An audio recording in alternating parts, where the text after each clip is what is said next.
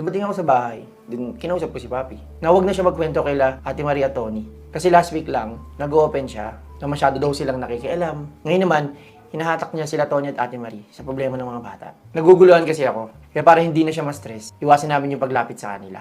Kayanin namin at nahihiya na din ako kasi sa kanila. Saan ilang ko natin yun? Ito mo na ako eh. Saan ko lang bubuno kay Happy? At kaya yan, Oh. hindi siya nasusunod. Mahirap kasi ako yung parent dito, tapos kapag may nangyari kay Happy, ako lang na. Ang sa akin kasi, huwag mo na yung ano sa kanila. Huwag mo na yung okay sa kanila. Ikaw ba't makakawawa talaga? Bakit? Ano Tayo ba? mong problema. Oo nga tayo. Ako ang Ako kasi, Robin, ikaw ang problema. Pag nabusot lang tayo, huwag tayo magsasabi mo. After ilang araw, sasabihan kanila ko, mali ka niya yan, mali ka kasi mali yung ginagawa niya. Pero yung balik lagi sa'yo. Di ba nai-stress ka pag gano'n? Tinatanong lang kita. Ikaw hindi nagbibigay na parang isabihin nila sa'yo eh. Kinakwento mo sa kanila na kwento, bakit hindi mo ayusin? Ako pagod na rin ako pagsabihan kanila ng pagsabihan. Ikaw gusto mo pala lagi nila pinagsabihan.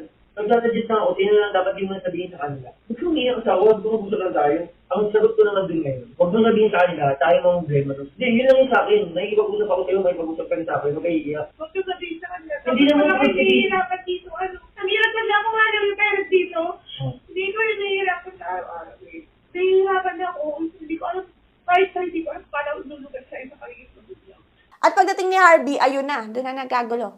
Kasi parang sumama pa ata loob niya na nakaimpake na yung gamit ni Happy at pupunta kay Mama Marie. Nag-usap kami ni Harvey sa kwarto. Nag-start na kami magkaroon ng arguments about sa mga desisyon sa bata, sa pagsabi or paghingi ng tulong ko kala Tony or kala Ate Marie regarding sa parenting or sa pag-aalaga ng bata in general. Umabot kami sa samaan ng loob at ako bilang buntis na sobrang emotional at talagang sabog-sabog yung hormones ko na hindi ko makontrol.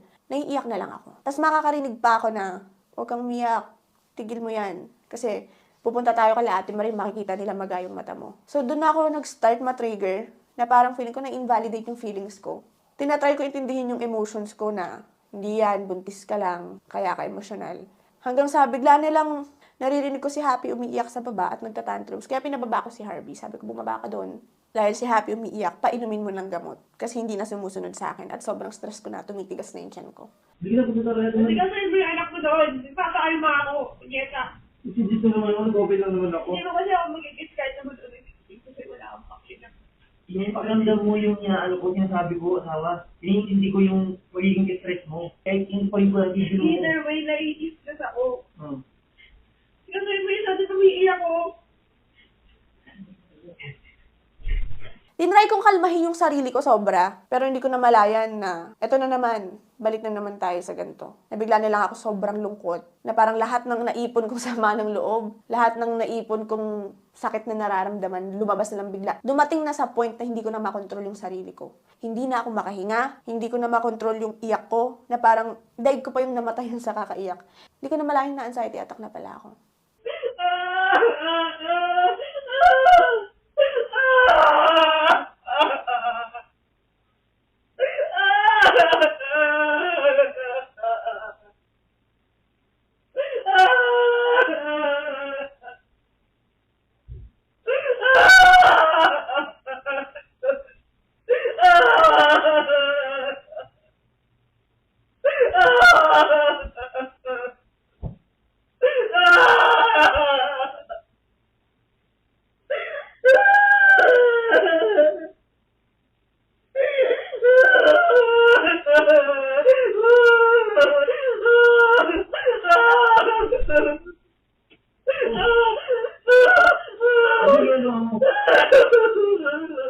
Hanggang sa nararamdaman ko nang tumigas na yung kamay ko. Sobrang taranta ko kung anong cellphone lang yung makuha ko. Yun na yung kinuha ko. Tinawagan ko si Tony. Hindi ko na talaga alam yung gagawin ko kasi hindi ko na kaya. To the point na gusto ko na lang talagang mag-blackout.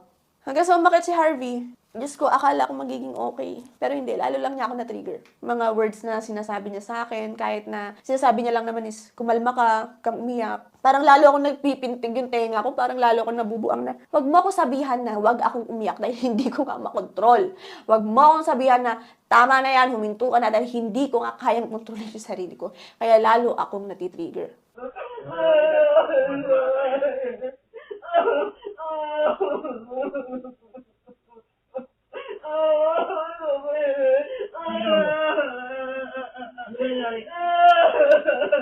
Ano nangyari sa'yo? Wala na. Sobrang nagwawala na ako talaga. Kahit anong gawin ni Harvey, yakapin niya ako. Wala. Hanggang sa tinry kong magsalita habang umiiyak na si Tony, tawagan niyo. Kaya siguro niya tinawagan si Tony, pero I'm not sure kung pupunta sila, Tony.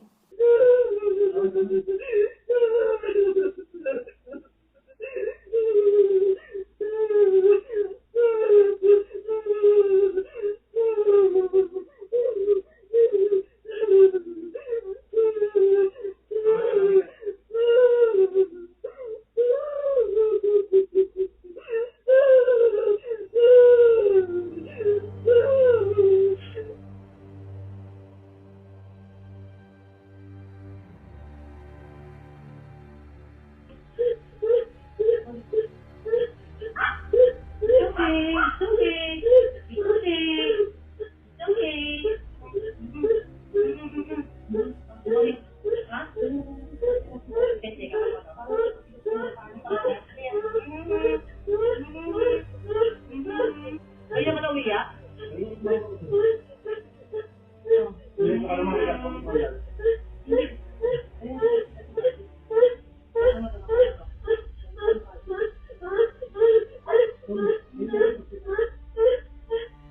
Alam kong mangyayari to. Nagsisimula na akong questionin yung sarili ko na, tama ba? Na hinayaan ko silang magsolo? Na hinayaan ko silang bumukod? Kahit alam ko sa sarili kong di pa sila handa. Pero tulad nga ng sabi nila, kailan pa kayo magiging handa? Nahihiyak ako kasi kung andun sana ako, baka hindi yun mangyari. Sana naiwasan ko. Ang hirap maging nanay kasi kahit alam mong hindi sila capable pa na gawin to, o maging ganito, o magsama pa, wala, kailangan mo lang maging nanay. Kailangan mo lang silang hayaan. Kailangan mo lang silang pabayaan para matuto sila on their own. Pero yung puso mo parang, teka sandali, baka masaktan ka, baka mapano ka, nababalo ka kakaisip kung, kaya nyo ba? Pero wala, ganun talaga maging nanay. Parte yun na, kailangan mo silang pakawalan. Kasi, doon sila matututo. Kahit ikaw na obsess ka sa bagay na, ayaw kitang masaktan, ayaw kitang mapano. Emotional ko ha, dahil ba totoong ganito ako, buntis ako, hindi ko alam. Ay, nako. Pinapunta ko sa uminga. Kaya nga, hospital natin ito for oxygen. Sige. Nakalali na ba yung kotse sa baba? Si Harvey, oo. Kasi dapat lang naman ng bahay yung kotse nila eh. Sige, magdala siya ng kotse natin. Dali na natin yung JC. Dali natin yung JC. Oo nga. Pwede mo na ipagkakaba natin. Pati mo na kayo? Oo nga, bakit? Magamot ka? Bawal makita yun? Hindi. Kinakabahan ako dalawang butis. Kinakabahan mo dali. Kaya nga, o sa atin mo gagawin kung ayaw mo. Hindi lang mo madaliwa. Kaya lagi ko on boy. Mag-aaway mo sa kotse. Natatakot lang naman ako. Sipin nyo, 2 buntis kasama ko, tapos magmamaneho ako. Naging madamot pa ako sa paningin ni Jowa. Unusual na talaga yung nakikita ko. Naninigas na yung mga kamay at paa ni Papi. Kaya sabi ko, dali na sa ospital, hindi yan madadaan sa haming at pagkalma-kalma. Nagkakatarantahan na. Etong si Paye, makikita yung CCTV. Ang dami ng ibang nangyayari, ang dami ibang ginagawa. Pero takbo lang siya ng takbo. Takbo lang siya sa may second floor, takbo lang siya sa may first floor, takbo lang siya ng takbo. Hindi ko alam kung anong ginagawa niya. Wala siyang tinutulong kundi tumakbo lang tumakbo sa paligid. Pandagdagdanta. Inilabas na si Papi sa bahay at sinakay na sa kotse. Nagtataka ako, asan si Jowa? Nakita ko yung pagkain na pinadala ko nun kila Paye at Kiana. Dahil nga emergency, hindi ko na kasi nakakuha. So nung nakita ko siya, napaisip pa ako noon. Hanggang sa decided na ako. Kumuha na ako ng kutsara at tinidor, baso at nilagyan ko ng punong-punong-puno ng tubig.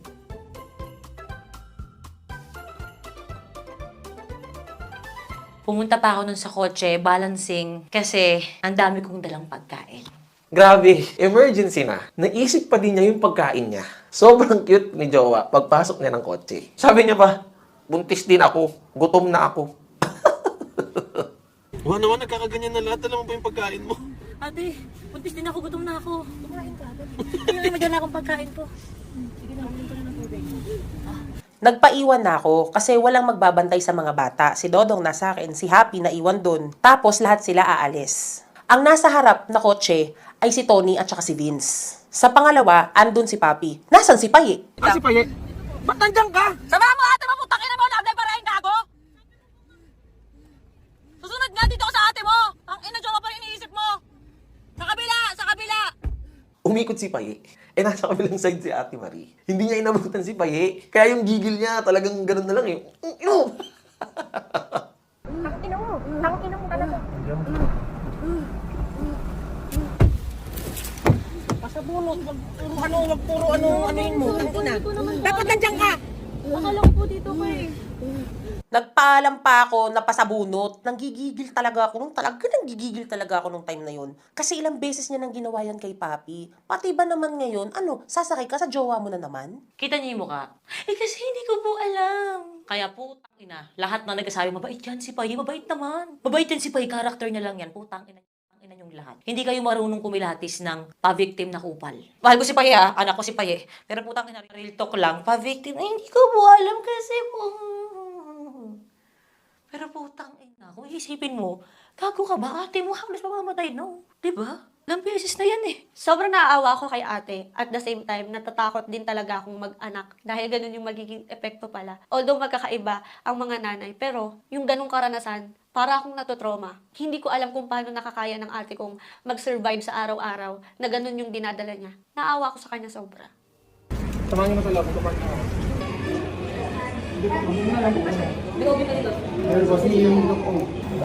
Dahan-dahan lang man yung paglabas ng hangin. Ano lang po, inhale mo na tapos dahan-dahan. Kasi pag ganyan man, lalong naninigas yung kamay nyo.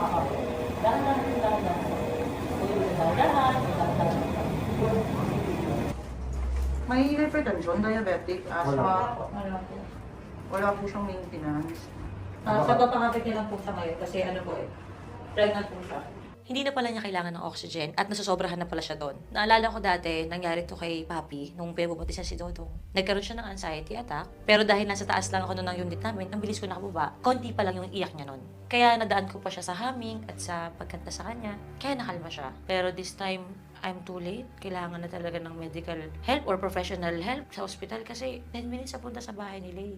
Medyo malayo dito sa amin. Actually, nagmadali pa si Vince noon. Sabi ng doktor ko, sa past na mga check-up namin, is hindi ko daw talaga dapat nararamdaman yung madalas na pagtigas ng tiyan. Tapos, nararamdaman ko na parang may lightning shock or parang may kuryente sa puwerta mo. Na dapat mararamdaman mo lang pag malapit ka ng mga anak, like mga kabuanan mo na. Pero ngayon na 7 months pa lang ako, nararamdaman ko na siya. At sobrang araw-araw talagang tumitigas yung tiyan ko, ilang beses a day. At sabi niya, hindi normal yun, kaya ako nakapampakapit. Ngayon na na-hospital ako, dinoble niya yung pampakapit ko at binigyan niya rin ako ng pamparelax ng muscle sa uterus, which is yung bahay bata. At nagpa-stress test ako para malaman kung ano nga ba yung nangyayari. Sabi naman sa test is okay yung heartbeat ni baby. Hindi naman daw ako nagko-contract ayon sa test. Pero araw-araw ko pa rin nararamdaman yung pagtigas ng tiyan ko. So we need to consider na contraction pa rin yun. Dahil sabi nila, habang tumatagal, kapag padami na ang mga baby na dinadala mo, mas prone ka na sa preterm labor or maagang pag-anak. So, pwede maging premature yung baby, wag naman sana.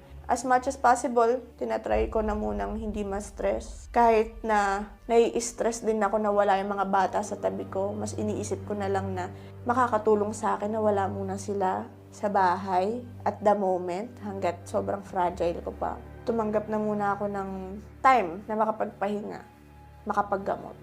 Naging okay din naman agad ako nung kalmado na ako. Parang walang nangyari. Ganun kasi yun eh, sobrang hirap ka. Tapos after nun, parang sobrang okay ka na. Goods na lahat. Nagpahinga ako sa bahay nila Oni.